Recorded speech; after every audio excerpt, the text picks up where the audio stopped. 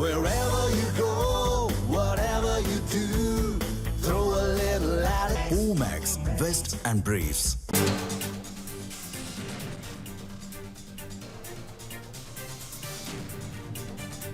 முக்கிய செய்தி. கரூர் வழக்கில் அரசு வேலை வழங்கியது செல்லாது என உயர்நீதிமன்ற மதுரை கிளை தீர்ப்பு வழங்கியிருக்கிறது. அரசு வேலை வழங்கியதற்கு எதிரான வழக்கில் உயர்நீதிமன்ற மதுரை கிளை தீர்ப்பு வழங்கியிருக்கிறது. இதனை முக்கிய செய்தியாக நாம் பார்த்து வருகிறோம். கரூர் வழக்கில் அரசு வேலை வழங்கியது செல்லாது என உயர்நீதிமன்ற மதுரை கிளை தீர்ப்பு வழங்கியிருக்கிறது. இதனை முக்கிய செய்தியாக நாம் பார்த்து வருகிறோம்.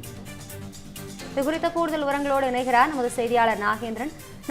கரூர் வழக்கில் அரசு வேலை வழங்கியது செல்லாது என உயர்நீதிமன்ற மதுரை கிளை தீர்ப்பு வழங்கியிருக்கிறது. இது குறித்த விவரம் என்ன?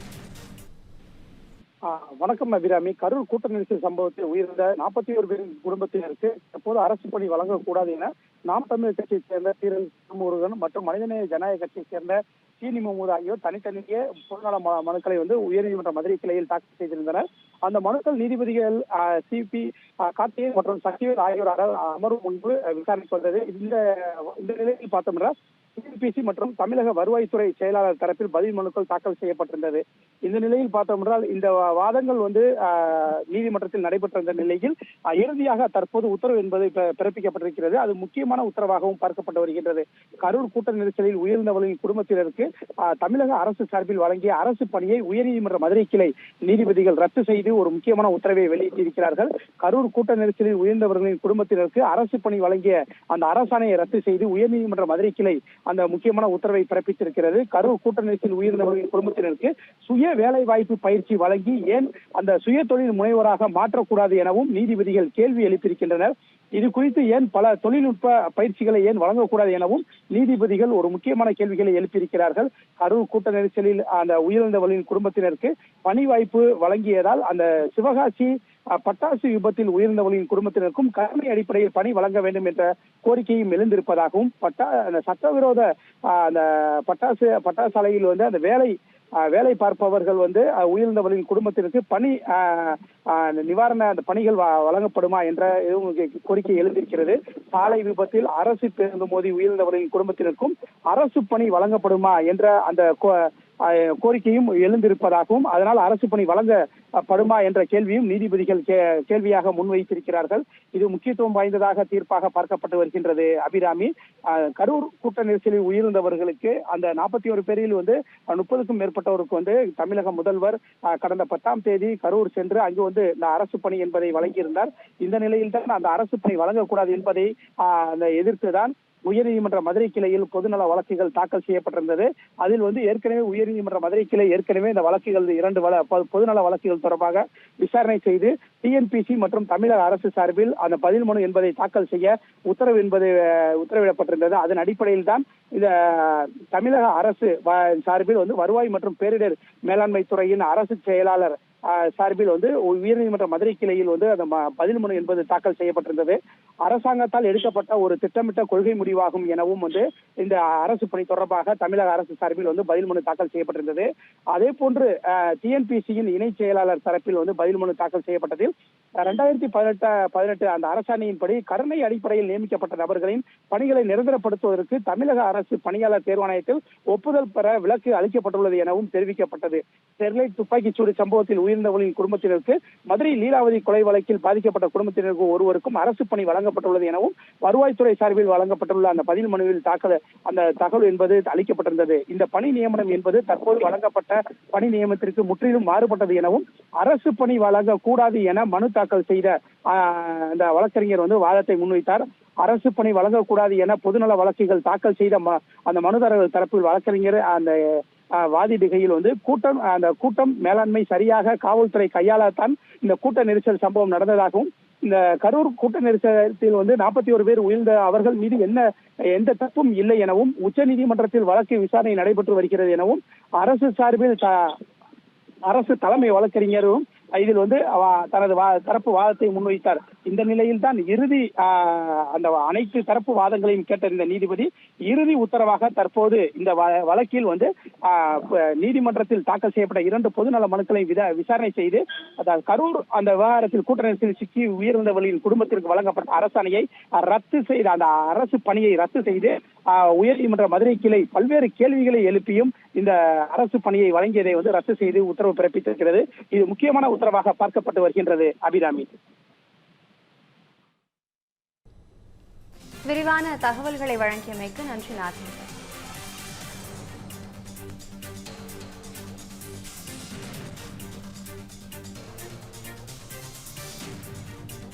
ஆஜராகி ஒரு நீண்ட நெடிய ஒரு விவாதம் பண்ணாரு.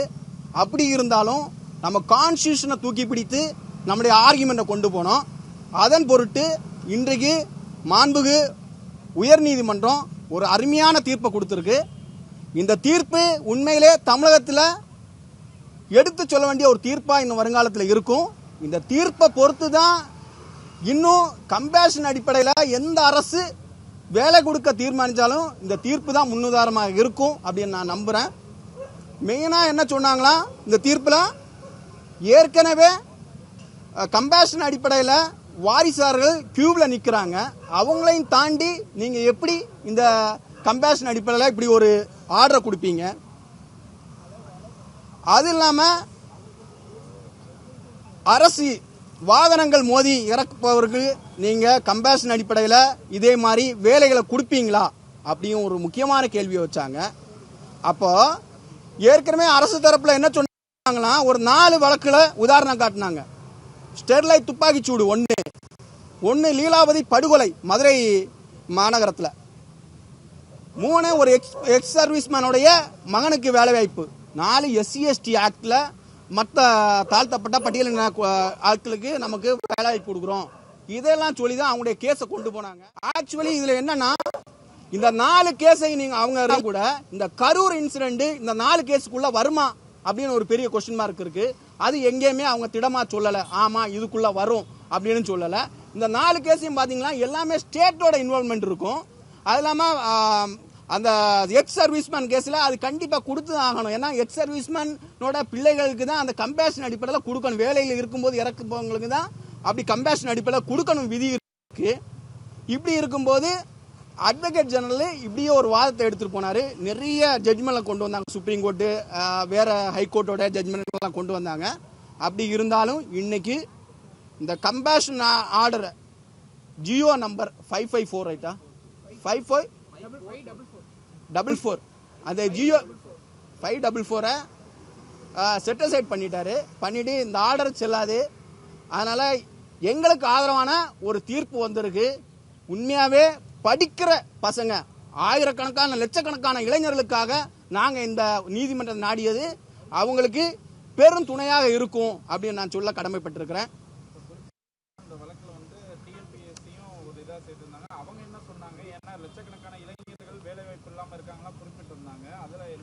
டிஎன்பிசி வந்து ஒரே ஒரு வார்த்தை தான் சொன்னாங்க. அவங்க ஏற்கனவே அதே வார்த்தை தான், எங்களுக்கு இதுக்கும் சம்பந்தமே இல்லை அப்படின்னு ஒரு வார்த்தையை கொண்டு வந்தாங்க. அதனால அவங்க பெருசா அதில் பேசவும் இல்லை. பெருசா பேசினது மற்ற ரெஸ்பாண்டன்ட் தான், அட்வொகேட் ஜெனரல் மற்றவங்களுக்காக வந்து பேசினேன். டிஎன்பிசி என்ன சொன்னாங்கன்னா இதுக்கு எங்களுக்கு சம்பந்தம் இல்லை சொல்லி மூடிட்டாங்க.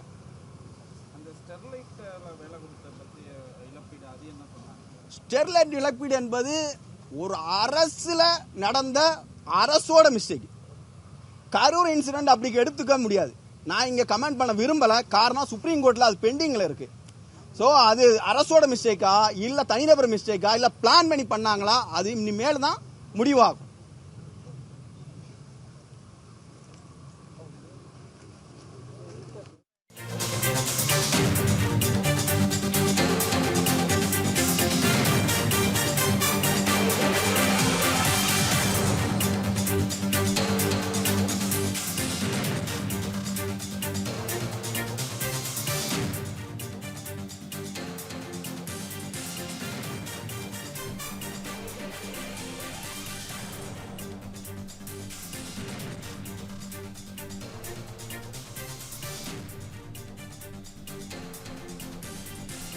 தற்போது நம்மோடு பத்திரிகையாளர் சோமு இணைந்திருக்கிறார்.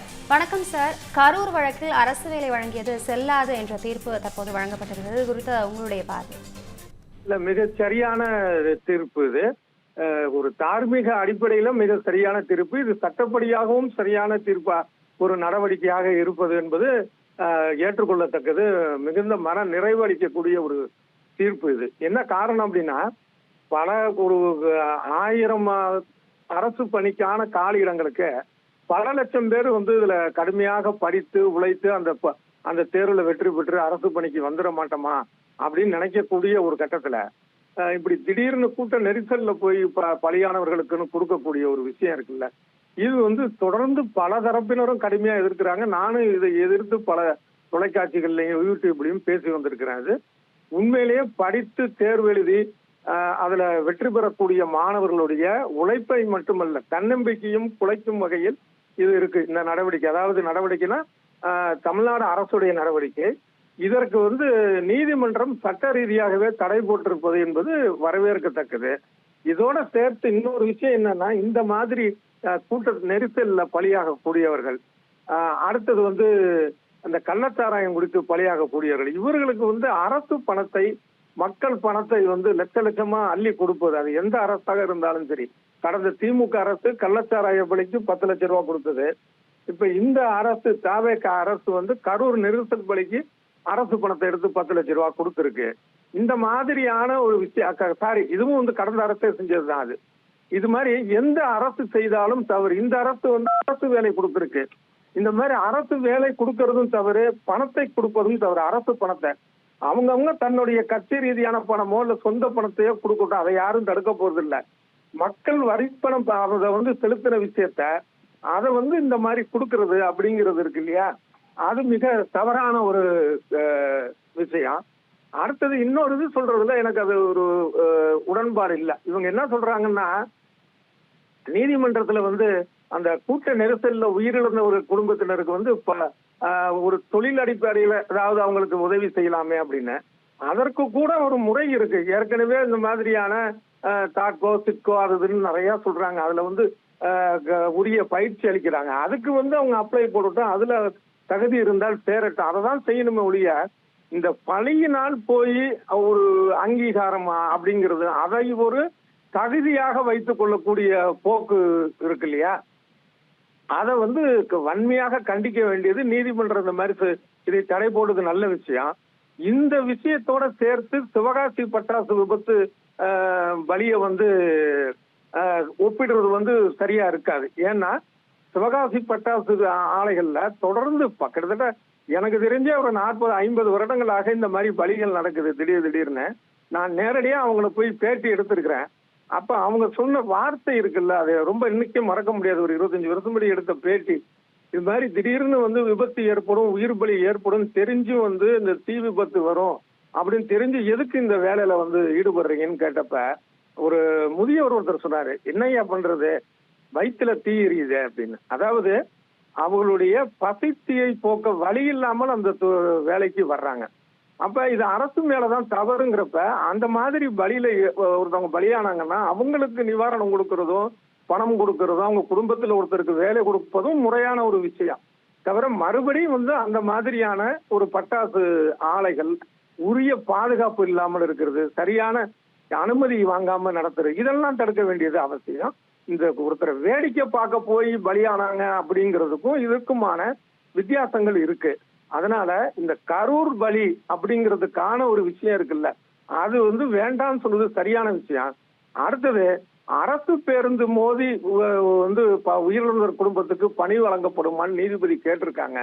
அதை பத்தின ஒரு விஷயம் எனக்கு குழப்பமா இருக்கு. ஆனால் ஒரு அரசு பேருந்து விபத்து ஏற்பட்டால் அதுல பலியானவர்களை நம்ம கணக்குல எடுத்துக்கலாம், இல்ல பாதிக்கப்பட்டவங்களை கணக்குல எடுத்துக்கலாம். ஏன்னா அந்த அரசு பேருந்து உரிய முறையில பராமரிக்கப்படாததனால் அந்த விபத்து ஏற்பட்டால் அதற்கு அரசு தான் பொறுப்பு. தவிர இந்த டிக்கெட் வாங்குறதோடைய ஒரு குறைஞ்சபட்சமா அவங்களுடைய உயிருக்கான ஒரு காப்பீட்டு தொகையும் அதை வாங்கலாம். அது மாதிரி விஷயங்களை பரிசீலனை பண்ணணுங்கிறத என்னுடைய கருத்து.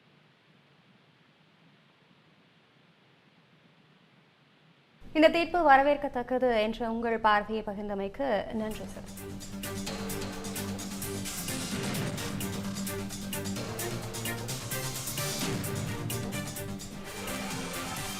கரூர் வழக்கில் அரசு வேலை வழங்கியது செல்லாது என உயர்நீதிமன்ற மதுரை கிளை தற்போது தீர்ப்பு வழங்கியிருக்கிறது. அதனை முக்கிய செய்தியாக நாம் பார்த்து வருகிறோம். அரசு வேலை வழங்கியதற்கு எதிரான வழக்கில் உயர்நீதிமன்ற மதுரை கிளை தற்போது தீர்ப்பு வழங்கியிருக்கிறது. 31 பேருக்கு அரசு பணி வழங்கியது செல்லாது என தீர்ப்பு வழங்கப்பட்டிருக்கிறது. பட்டாசாலை வெடிவிபத்தில் உயிரிழந்தவர்களின் குடும்பத்தினருக்கு அரசு பணி வழங்க முடியுமா என்ற கேள்வியையும் நீதிமன்றம் எழுப்பியிருக்கிறது. சாலை விபத்துகளில் உயிரிழந்தவர்களின் குடும்பத்தினருக்கு அரசு வேலை வழங்கப்படுமா என்ற கேள்வியும் நீதிமன்றத்தில் எழுப்பப்பட்டிருக்கிறது. கரூர் நெரிசலில் இறந்தவர்களின் குடும்பத்தினருக்கு சுய வேலைவாய்ப்பு பயிற்சி வழங்கி தொழில் முனைவோராக மாற்றக்கூடாதா என நீதிபதிகள் கேள்வி எழுப்பியுள்ளனர்.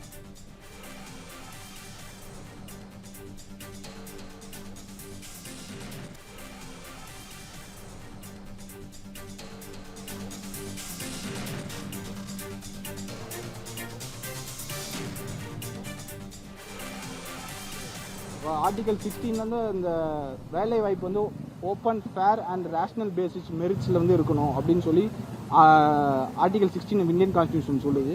அதன் அடிப்படையிலையும் அவங்க இந்த வேலை கொடுக்கல. இந்த ஏற்கனவே அவங்களுக்கு 10 லட்சம் காம்பன்சேஷன் கொடுத்தது போக இவங்க வந்து ஸ்பெஷல் கேர் எடுத்து அவங்களோட நெக்லிஜென்ஸில் நடந்த ஒரு ஆக்டுக்கு இந்த கவர்மெண்ட் வந்து ஒரு வேலை வாய்ப்பு கொடுத்தது தவறு. ஏன்னா ஒருத்தவங்க ஃபினான்ஷியல் கண்டிஷனையும் அவங்க கவர்மெண்ட் வந்து முதல் பார்க்கணும். இந்த ஃபினான்ஷியல் இந்த பாதிக்கிற actually today happen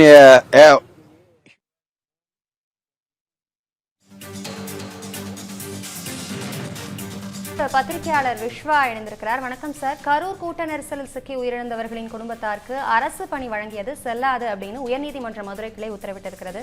இது குறித்த உங்கள் பார்வை என்ன?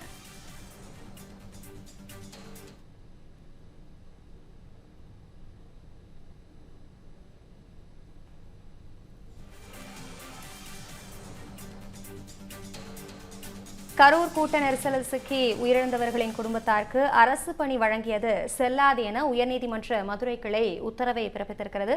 இது குறித்த தன்னுடைய பார்வையை தெரிவிப்பதற்காக நம்முடன் பத்திரிகையாளர் விஸ்வா இணைந்திருக்கிறார். வணக்கம் சார். இது குறித்த உங்கள் பார்வை.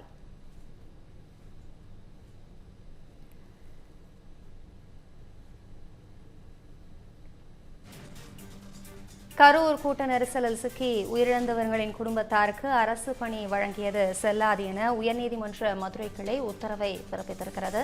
இதனை முக்கிய செய்தியாக தற்போது நாம் பார்த்து வருகிறோம். சாலை விபத்துகளில் உயிரிழந்தவர்களின் குடும்பத்தினருக்கு அரசு வேலை வழங்கப்படுமா என நீதிமன்றம் கேள்வி எழுப்பியிருக்கிறது.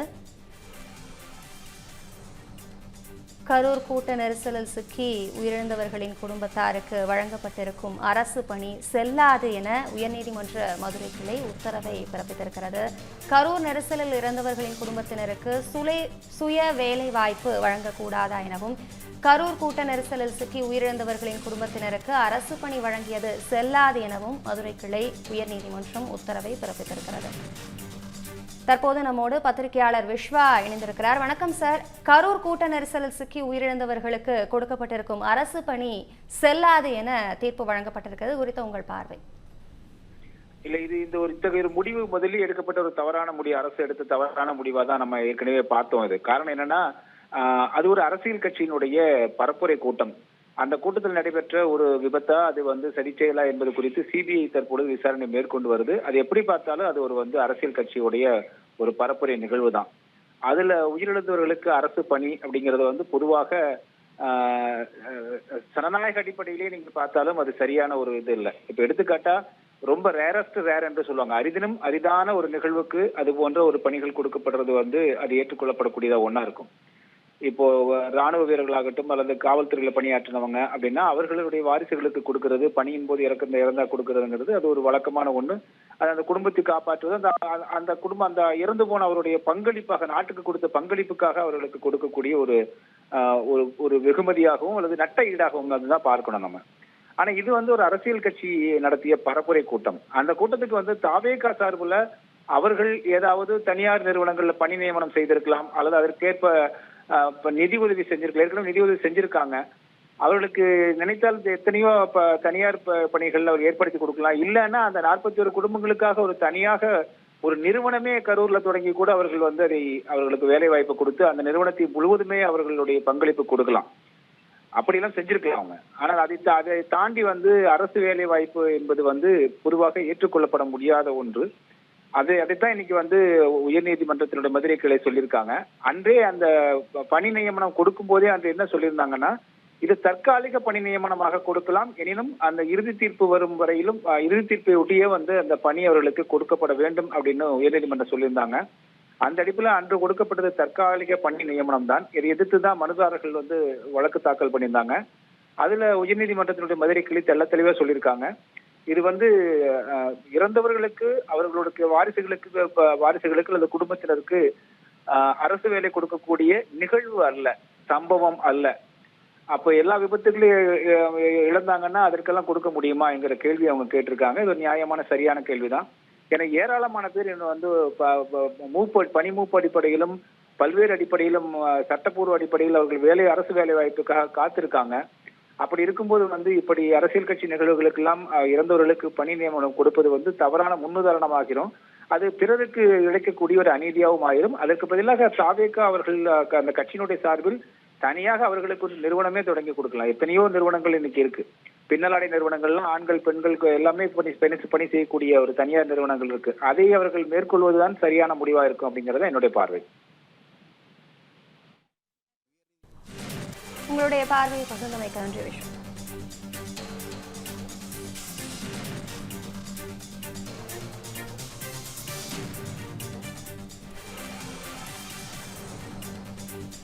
கரூர் வழக்கில் அரசு வேலை வழங்கியது செல்லாது என உயர்நீதிமன்ற மதுரை கிளை தீர்ப்பு வழங்கியிருக்கிறது. இதனை முக்கிய செய்தியாக தற்போது நாம் பார்த்து வருகிறோம். அரசு வேலை வழங்கியதற்கு எதிரான வழக்கில் உயர்நீதிமன்ற மதுரை கிளை தீர்ப்பு வழங்கியிருக்கிறது. கரூர் கூட்ட நெரிசலில் சிக்கி உயிரிழந்தவர்களின் குடும்பத்திற்கு அரசு பணி வழங்கியது செல்லாது என உயர்நீதிமன்ற மதுரை கிளை உத்தரவை பிறப்பித்திருக்கிறது. தமிழ் ஜனம் சேனலை சப்ஸ்கிரைப் பண்ணாம பார்த்துட்டு இருந்தீங்கன்னா மறக்காம சப்ஸ்கிரைப் பண்ணிடுங்க.